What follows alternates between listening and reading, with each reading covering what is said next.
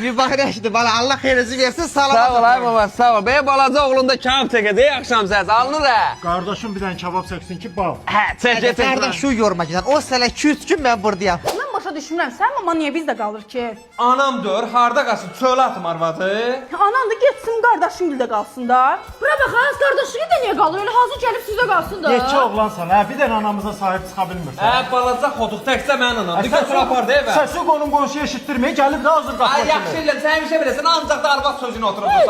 Böyük qardaş sən eşitdik də arvadın dediyinə qulaq Ana, asma. sən lazımsız oğlansan, pensiyasını nətər xərcləyirsən? Hə, evi alanda sən kim kömək eləmişdi? Anam kim? Ay, məndən çox həmişə səyilir də bala.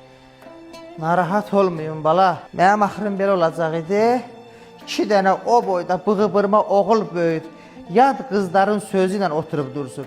Nə yüzəsiydi bala.